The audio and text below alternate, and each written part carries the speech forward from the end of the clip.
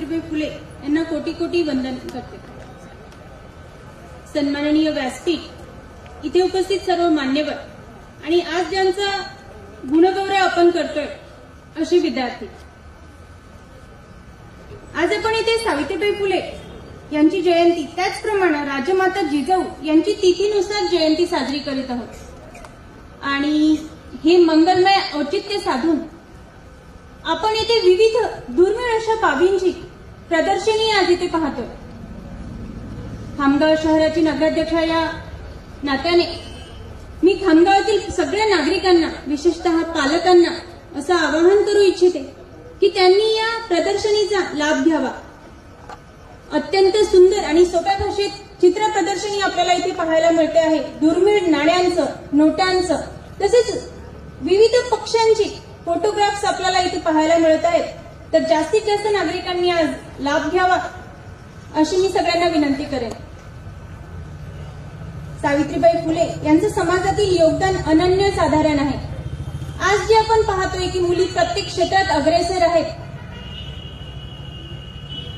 ह्याला कारणीभूत कुठे ना कुठे त्या आईची विचार आहेत। एवढंच कशाला, तर आज मी इथे खामगाव नगर परिषदेची नगराध्यक्षा म्हणून तुमच्या सगळ्यांसमोर उभी आहे, यालाही ती आईच कारणीभूत आहे।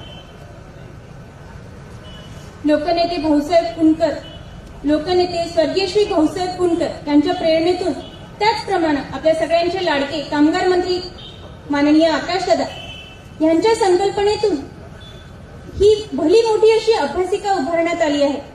इथे शेकडो विद्यार्थी अभ्यास करतात आणि आपापली स्वप्न पूर्ण करण्याचा प्रयत्न करतात। ग्रामीण तसेच शहरी भागातून अनेक विद्यार्थी इथे या अभ्यासिकेचा लाभ घेत आहेत। आज आपण पाहतोच आहे, त्याच इथेच अभ्यास करणाऱ्या विद्यार्थ्यांमधून काही विद्यार्थ्यांचा आपण आज इथे गुणगौरव केला आहे। ही विद्यार्थी संख्या उत्तरोत्तर अशीच वाढत जाओ आणि आपल्या अभ्यासिकेला, ज्याप्रमाणे आपले कामगार मंत्री आकाशदादा यांनी म्हटलंय की ह्या अभ्यासिकेमधून उच्च पदावर सगळ्यांची नेमणूक व्हावी, अशा मी सगळ्यांना विद्यार्थ्यांना शुभेच्छा देते। आणि सावित्री आईंची जयंती ही फक्त त्यांचं पूजन किंवा भाषण ह्यापुरतं मर्यादित न ठेवता त्यांचं स्त्री शिक्षण, समानता आणि मानवतेचा वारसा पुढे नेण्याचा आपण सगळे मिळून संकल्प करूया।